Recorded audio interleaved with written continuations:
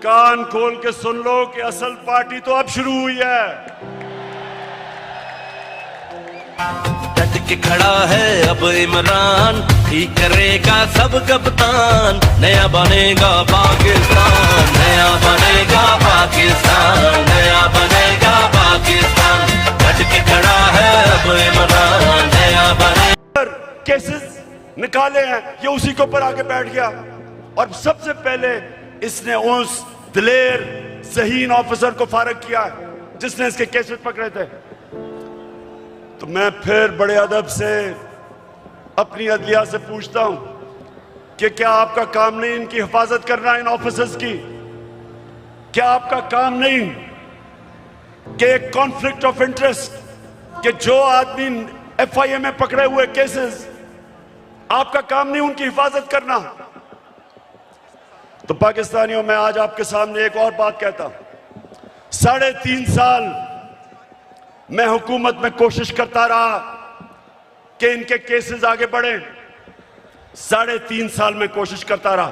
पुराने केसेस थे इनके, जरदारी के ऊपर अरबों रुपए के केस थे, उसकी और उसकी वो जो ओमनी ग्रुप, बिलावल भुट्टो को भी उसी अकाउंट से पैसा जा रहा है, फेक अकाउंट से, जिधर यान अली को पैसा जा रहा है। साफ ओपन एंड शट केस। वो जो सिंध का चीफ मिनिस्टर है उसके ऊपर पूरा केस ओपन एंड शट, लेकिन कुछ होता ही नहीं था। मेरे नीचे ना नैब भी मेरे नीचे नहीं, अदलिया आजाद। क्या कर सकते थे? 100 FIA के केसेस जो इसके ऊपर हुए और वो भी डर डर के बेचारों ने किया, तो मेरे हाथ में क्या था? और जिनके हाथ में पावर थी, मैं आज आपको यह कहना चाहता हूं कि वो करप्शन को बुरा ही नहीं समझते थे। उनके लिए करप्शन बड़ी चीज ही नहीं थी।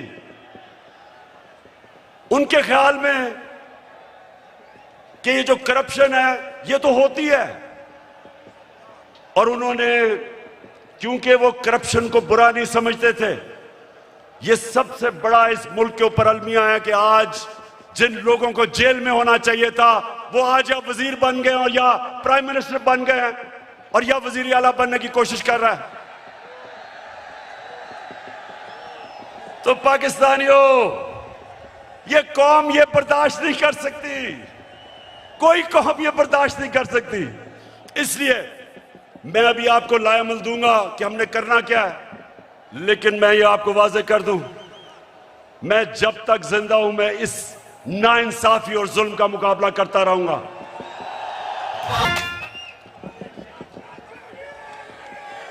पाकिस्तानियों, लाहौर के मेरे बाशऊर शहरियों,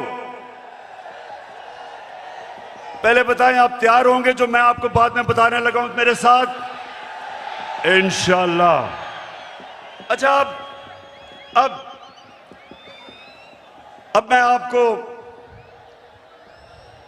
जिस चीज की मुझे और बहुत तकलीफ है कि वो केसेस जो भी ताकतवर है यहां, उनको हमारा इंसाफ का निजाम कानून के नीचे ला ही नहीं सकता।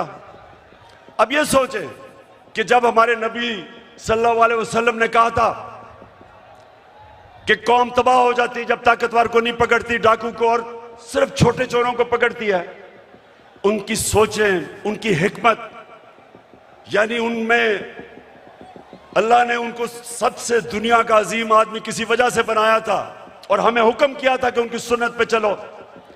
देखिए, छोटा चोर भैंस चोरी कर लेगा, मोटरसाइकिल चोरी कर लेगा, ज्यादा से ज्यादा गाड़ी चोरी कर लेगा, कितना पैसा बना लेगा।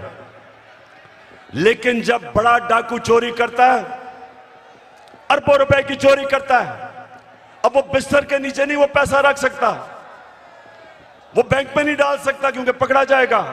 लिहाजा वो पैसा मुल्क से बाहर भेजता है, दुगना नुकसान करता है, चोरी भी बड़ी करता है। और जब वो पैसा मुल्क से बाहर भेजता है, जिसको मनी लॉन्ड्रिंग कहते हैं, तो वो डॉलर खरीद के भेजता है। जब वो डॉलर खरीदता है, डॉलर के ऊपर प्रेशर पड़ता है, रुपए की कीमत गिरती है, जब रुपया गिरता है, महंगाई आती है, गुर्बत बढ़ती है। आज ये हाल है कि यूनाइटेड नेशंस के सेक्रेटरी जनरल ने एक कमेटी बनाई है जिसको कहते हैं फैक्ट टाइप पैनल। उस पैनल को उसने कहा इन्वेस्टिगेट करो कि क्या वजह है कि गरीब मुल्क गरीब हो रहे हैं और अमीर मुल्क अमीर हो रहे हैं।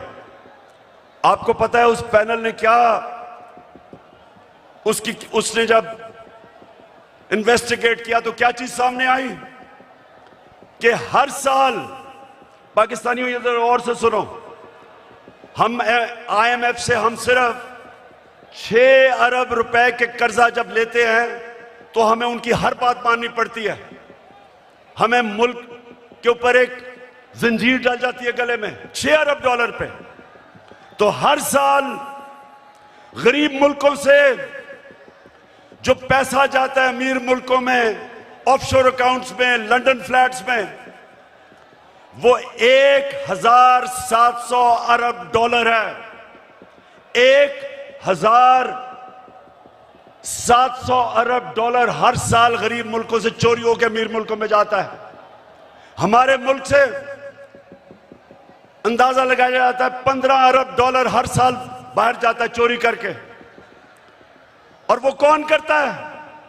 वो भैंस चोर या मोटरसाइकिल चोर नहीं करता, वो ये बड़े बड़े डाकू जो आज ऊपर मुसल्लत कर दिए हैं, ये चोरी करके पैसा बाहर भेजते हैं।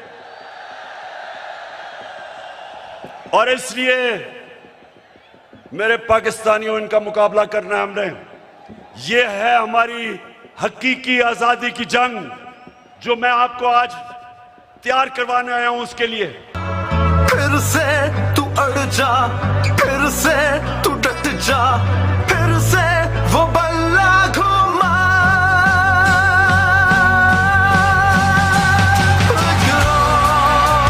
कदम बढ़ा, फिर से वो लम्हा दोहरा जब जीत के आया था, फिर से वतन को जिता। कदम बढ़ा, फिर से वो लम्हा। ये मैंने सुना है कि ये मीर जाफर की हुकूमत ने फैसला किया है कि कमीशन बनाएंगे उमर असले के ऊपर। शहबाज शरीफ, तुम और तुम्हारी फैमिली से ज्यादा झूठे लोग दुनिया में आए नहीं हैं। तुम्हारे से ज्यादा करप्ट लोग इस दुनिया में नहीं आए। आपने तो जाके लाहौर हाई कोर्ट में गारंटी दी थी कि नवाज शरीफ वापस आ जाएगा। नवाज शरीफ ने नेशनल असेंबली में खड़े होकर कहा, जब पनामा में ये पकड़े गए, पनामा में क्या हुआ था? पनामा में पता चला, इंकशाफ हुआ कि जो 4 महंगे तरीन लंदन में मेफेयर की अपार्टमेंट्स हैं वो मरियम के नाम पे हैं। तो जब पनामा में यह इंकशाफ हुआ तो नवाज शरीफ ने असेंबली में जाके कहा कि ये है वो दस्तावेज जो साबित करते हैं कि ये लीगल खरीदे गए हैं। वो सारे दस्तावेज जाली निकले। फिर सुप्रीम कोर्ट में कहा, कहता कतरी खत आ गया। वो कतरी खत कहता है कि हमने कैसे अपार्टमेंट लिए, वो भी जाली निकला। फिर मरियम ने सुप्रीम कोर्ट में कहा, एक ट्रस्ट डीड उसने दिखाई। अब ट्रस्ट डीड क्या कहती है?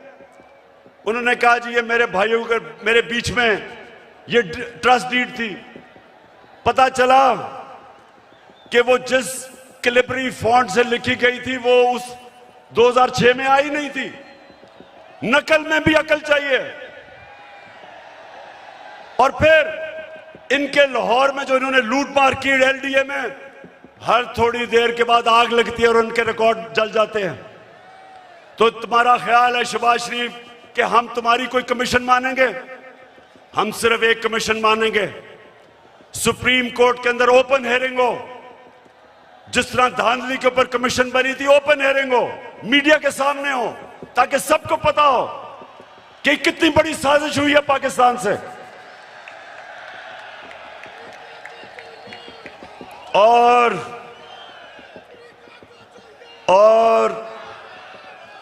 ये जो भी चीफ इलेक्शन कमिश्नर है, ये जो चीफ इलेक्शन कमिश्नर है, इसको तो नून लीग के अंदर कोई ऑफिस का ओहदा दे दो। इसका जितना इसने तहरीक इंसाफ के खिलाफ काम किया आके, मैं तो कहता हूं कि नून लीग के लोग भी शर्म आती है उनको काम करते हुए कि सारे फैसले हमारे खिलाफ। फॉरेन फंडिंग केस क्या है? हमें बैरून मुल्क पाकिस्तानियों ने पैसे भेजे, वो पाकिस्तानी जो कि 31 अरब डॉलर इस मुल्क को भेजते हैं जिस पे पाकिस्तान चलता है, वो फॉरेन फंडिंग नहीं है। और हमने इनको बार बार कहा है कि जब भी आप इन्वेस्टिगेट करें तो नून लीग की भी साथ इन्वेस्टिगेशन करें, पीपल्स पार्टी की भी करें। और लाहौर के लोगों, मैं आपके सामने दावा करता हूं कि जब भी हमारी सामने इन्वेस्टिगेशन होगी, दूध का दूध पानी का पानी हो जाएगा। एक पार्टी होगी पाकिस्तान की तारीख में जो पॉलिटिकल फंड रेजिंग करती है, लोगों से पैसे इकट्ठे करती है। इनके पैसे वो बिजनेसमैन देते हैं जिनके साथ मिलकर ये पैसे बनाते हैं, उनको कॉन्ट्रैक्ट्स दिलवाते हैं, फिर उनसे पैसे लेते हैं। एक एक का नाम भी मुझे पता है, उनसे पैसे लेते हैं। इनके पास कोई फंड रेजिंग का तरीका नहीं है। तो मैं चैलेंज करता हूं कि अगर हिम्मत है तो हम तीनों के इकट्ठे केस सुनो, ताकि सारी कौम को पता हो, सारी कौम के सामने आए कि किससे सही माने में पैसे इकट्ठे करें और कौन 2 नंबरी से पैसे इकट्ठे करता है। वतन की हालत को सुधारो, तब्दीली आ गई है यारो।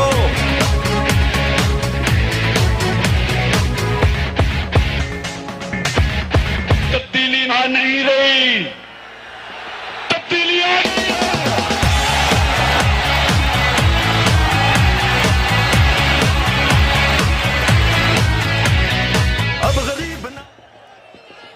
वैसे मैं सोचता हूं ये नून लीग के और पीपल्स पार्टी के लोगों को मैं सोचता हूं, और वो डीजल वाले के लोगों को भी, कि मुझे ये बताएं कि कोई आपको शर्म नहीं आती कि वहां जरदारी फैमिली के अलावा कोई नहीं आता ऊपर, यहां शरीफ फैमिली के अलावा कोई नहीं आता, उधर फजल रहमान के बेटों के अलावा कोई नहीं आता? कोई आपको शर्म नहीं आती कि किसी में सलाहियत नहीं ऊपर आने की? हमारी पार्टी में क्यों नहीं है? बताएं मेरा कौन सा रिश्तेदार है? बताएं कौन है रिश्तेदार, कौन सा दोस्त है मेरा पावर में? क्योंकि मेरिट के ऊपर चल रहे हैं हम। ये खानदानी पार्टीज, मैं इनके ऊपर हैरत मुझे होती है कि क्यों नहीं इनको अजीब लगता कि वो एक बच्चे को बाहर से उर्दू उसको पूरी आती नहीं, उसके सामने बड़े बड़े झुके हुए होते हैं।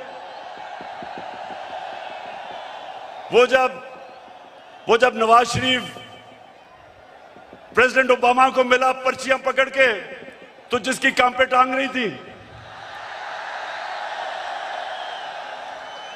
14 साल हो गए उर्दू नहीं आ रही सही तरह, करती करते में फर्क ही नहीं पता चलता उसको।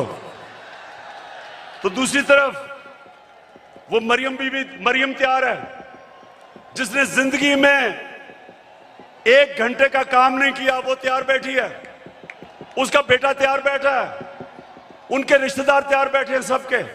तो कोई इनके लोगों को कोई एहसास नहीं कि ये हैं कौन, इनकी सलाहियत क्या है सिवाय चोरी करने के, कि इनके अलावा कोई ऊपर ही नहीं आ सकता।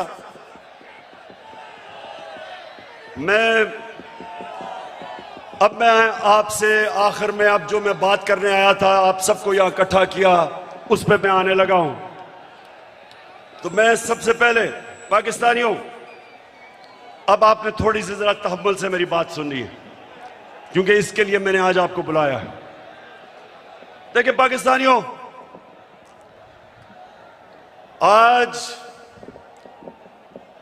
आज वो दिन है, 84 साल पहले इलामा इकबाल इस दुनिया से गए थे। सामने उनका मजार है और वो एक ऐसा इंसान था, शायद ही कोई ऐसा ज़ेन 500 साल में मुसलमान दुनिया में आया हो। और इल्लामा इकबाल की जो पूरी कोशिश थी कि एक गुलाम कौम को उठाए, जिंदा करे गुलाम कौम को, उनकी इतनी शायरी है। लेकिन जो मुझे सबसे ज्यादा पसंद है और आज जो मैं एक फिक्रा कहना चाहता हूं कि उस रिस्क से मौत अच्छी है जिस रिस्क से परवाज में आती है कोताही।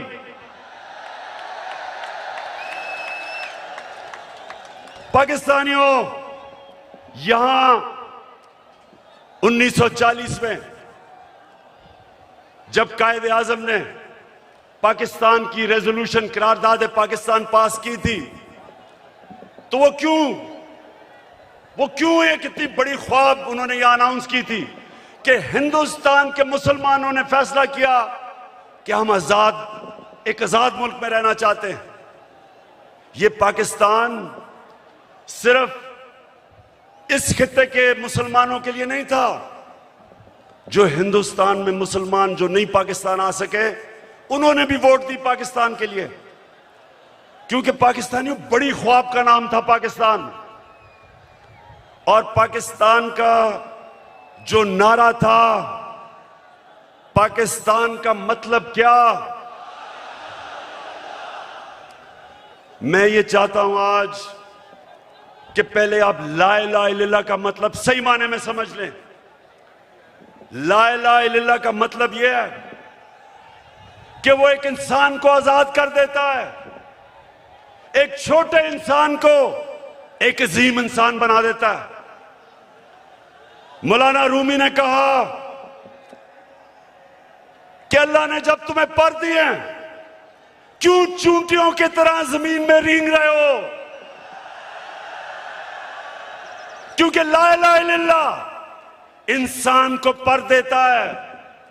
जब इल्लामा इकबाल कहता है कि परवाज में कुताही ना आए, तो कुताही तब आती है जब इंसान गुलामी करता है। कभी गुलाम बड़े काम नहीं कर सकता, सिर्फ एक आजाद इंसान बड़े काम कर सकता है। और मैंने रहमतुल लिल आलमीन अथॉरिटी इसलिए बनाई क्योंकि मुझे एहसास हुआ कि हमारे बच्चों को, हमारे नौजवानों को सीरत नबी का तो पता ही नहीं है।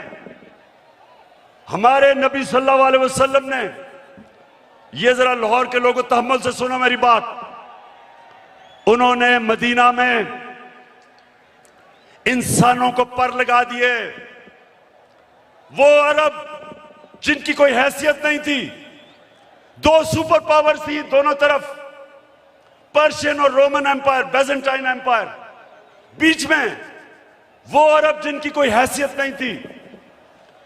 मैंने इसलिए अपने बच्चों को फैसला किया कि हम सीरत नबी पढ़ाएं अपने नौजवानों को, ताकि आपको पता तो चले कि क्यों अल्लाह ने हमें हुक्म दिया है कि नबी के रास्ते पे चलो, क्योंकि उससे अजीम इंसान कभी आया ही नहीं, ना आ सकता। उन्होंने उन लोगों को जो बटे हुए थे कबीलों के अंदर, उनको सबको इकट्ठा किया एक नजरिए के ऊपर। ला इलाहा इल्लल्लाह का मतलब उनके दिलों में गया, उनकी जंजीरें टूटी, जंजीरें जो इंसान को जमीन पे रखती हैं। इकबाल के शाहीन बने वो, दुनिया की उन्होंने इमामत की, और ये दुनिया की तारीख का हिस्सा है, ये सारी दुनिया की तारीख का हिस्सा है जिसका हमें पता ही नहीं है कि उन्होंने क्या किया था, जो इंसानों की जंजीरें तोड़ के उन सबको दुनिया की लीडर्स बना दिया। तो पाकिस्तानियों, इसलिए मैं आज आपके पास आया हूं कि ये जो कहता है कि बेकर्स आर नॉट, कि हम जनाब मकरूज हैं इसलिए गुलाम हैं। शहबाज शरीफ, तुम पैसे के गुलाम हो, हम कौम आजाद हैं। और दूसरा, दूसरा कहता है कि जनाब हम तो लाइफ सपोर्ट मशीन पे हैं, अमेरिका जब चाहे बंद कर दे। शर्म करो, शर्म करो कि 22 करोड़ लोगों को तुमने गुलाम बना के रख दिया, क्योंकि तुम खुद गुलाम हो, तुम्हारे पैसे बाहर पड़े हैं, अपने पैसों की पूजा करने वाले तुमने। हम जो एक बड़ी अजीम ख्वाब पाकिस्तान जो बनना था, आपने हमें चूंटियों की तरह जमीन पर रखा हुआ है। मैं आज आपको आजाद करने आया हूं, मैं आप आज से अहद लेने आया हूं कि हमने इकबाल का शाहीन बनना है। हमने किसी सूरत किसी के सामने झुकना नहीं है। हमने 22 करोड़ की एक ऐसी कौम बनना है, वो कौम बनना है। और मेरा लीडर कायदे आजम था, जो एक गुलाम हिंदुस्तान में भी आजाद आदमी था। तो पाकिस्तानियों, मैं चाहता हूं कि आप अपना मुकाम समझें। कुरान में अल्लाह कहता है कि मैंने इंसान को अशरफुल मखलूकात बनाया, सबसे अजीम मखलूक। फरिश्तों को कहा कि इंसान के सामने झुको। शैतान को उन्होंने जन्नत से निकाला एक वजह से, इबादत तो वो सबसे ज्यादा करता था अल्लाह की, क्योंकि उसमें तकब्बर था, कहता मैं इंसान के सामने नहीं झुकता। और अल्लाह ने उसे कहा कि तुम्हें भी अंदाजा नहीं कि मैंने इसको क्या सलाहियतें दी हैं। और कुरान में फिर ये भी है, जब इंसान ऊपर जाता है तो फरिश्तों के उससे ऊपर चला जाता है, लेकिन जब वो गिरता है जानवरों से नीचे गिर जाता है। हमारे ऊपर है, हम ऊपर जाना चाहते हैं या जमीन पर रेंगना चाहते हैं। पाकिस्तानियों, आप एक दफा फैसला कर लें। जब आप फैसला करेंगे कि हम किसी सूरत स्वाय अल्लाह के किसी के सामने नहीं झुकेंगे, आपकी परवाज ऊपर चली जाएगी। जिस दिन ला इलाहा इल्लल्लाह का मतलब आप समझ गए, आपकी जंजीरें टूट जाएंगी। ये जो गुलामी की जंजीरों में हमें डालना चाहते हैं, टूट जाएंगी। अब सब उठ जाएंगे। 22 करोड़ लोग हैं, बाहर पाकिस्तानी बैठे हैं, हर किस्म की सलाहियत रखते हैं, लेकिन ये चोर और डाकू, पैसे के गुलाम, अगर ये आपके ऊपर बैठे रहे, ये मुल्क कभी आगे नहीं बढ़ेगा बल्कि नीचे जाएगा। हमारी कभी फॉरेन पॉलिसी आजाद नहीं हुई। स्वाय थोड़ी देर के भुट्टो के जमाने में, और भुट्टो को साजिश करके अंदरूनी मीर जाफर ने उसको फांसी दिलवाई। कभी उसके बाद आजाद नहीं हुई, लेकिन कभी इतनी गुलाम भी नहीं हुई जो ये 3 स्टूजेस के दौरान हुई है। जो इन्होंने हमारे साथ किया, जिस तरह इन्होंने हमें गुलामी करवाई, इसकी कोई मिसाल नहीं है। रमजी यूसुफ को पकड़ा दिया अमेरिकनों को, हमारे कानून के बरखिलाफ। एमएल कांसी को पकड़ा दिया, हमारी अदालतों को पूछे बगैर। एमएल कांसी के वकील ने अमेरिका की अदालत में क्या कहा, जब उन्होंने पूछा जज ने कि क्यों पाकिस्तान के कानून के बगैर आप उसको उठा के ले गए, तो उसका वकील कहता कि पाकिस्तानी अपनी वालदा को बेच देंगे डॉलरों के पीछे। और वो किसका दौर था? नवाज शरीफ का दौर था। हम नहीं बेचेंगे, नवाज शरीफ बेच देगा, पैसे का पुजारी है।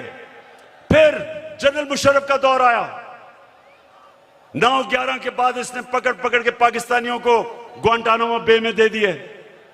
मुल्ला ज़ईफ तालिबान का एम्बेसडर था, जिनीवा कन्वेंशन के मुताबिक उसको प्रोटेक्शन थी, उन्होंने उसके बावजूद पकड़ा दिया, उनको ग्वांटानामो बे में भेज दिया। हमारे मुल्क से लोगों को उठा के ले गए। हम जंग उनकी लड़ रहे हैं और दुश्मन हम ही बने हुए हैं। 400 ड्रोन अटैक्स करवा दिए, कबायली इलाके को उजाड़ दिया। जो कबायली इलाके के लोगों को मुश्किलों का सामना करना पड़ा, आप सोच भी नहीं सकते। 35 लाख लोगों ने नकल मकानी की वहां से, 40 लाख लोगों ने स्वाद से नकल मुकानी की। या मेरे 2 एक्स मिनिस्टर्स बैठे हुए हैं, मुराद सईद, इसकी वालदा को एक उसी जंग में स्वात में जब बम फटा तो उसकी वालदा के सर पे लगा, अभी तक वो कोमा में है, सालों से वो कोमा में पड़ी हुई है। यहां सरताज गुल है, उसका भाई यहां खुदकुश हमले में लाहौर में वो बेचारा शहीद हुआ। मेरे मां और वालिद की दोनों तरफ से, एक जनरल बिलाल शहीद हुए वालदा की तरफ से, और न्याजी हमारे मियां वाली से शहीद हुए। 80,000 हमारे लोग मारे गए। क्यों? पाकिस्तान की जंग से क्या ताल्लुक था? क्योंकि गुलाम बैठे हुए थे। हमें कुर्बान किया गया किसी की खातिर और हमें दुनिया में जिल्लत मिली। उसामा बिन लादेन को पाकिस्तान में आके इन्होंने खत्म किया। कोई 3 दिन कोई बोला नहीं। प्रेसिडेंट ओबामा अपनी किताब में लिखता है कि मुझे बड़ा खौफ था कि मैं सदर जरदारी को जब टेलीफोन करूंगा वो बड़ी मुजम्मत करेगा कि तुमने हमारे मुल्क में आके ये किया क्या। कहता जब 3 दिन के बाद मैंने जरदारी को टेलीफोन किया तो कहता मुझे मुबारक देनी शुरू कर दी उसने।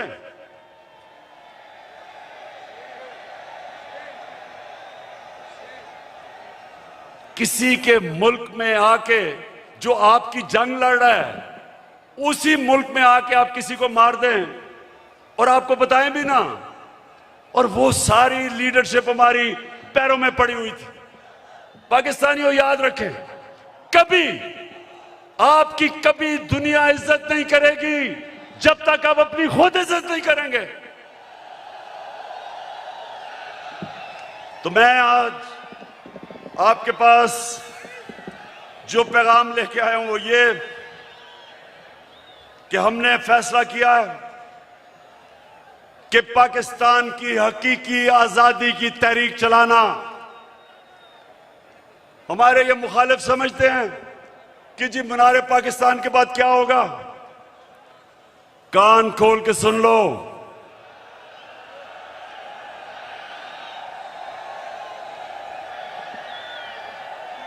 कान खोल के सुन लो कि असल पार्टी तो अब शुरू हुई है।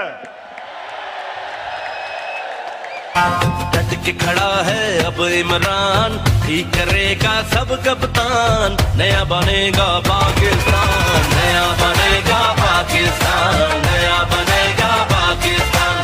डट के खड़ा है अब इमरान, नया बनेगा पाकिस्तान, डट के खड़ा है अब इमरान, ठीक करेगा सब कप्तान, नया बनेगा पाकिस्तान, नया बनेगा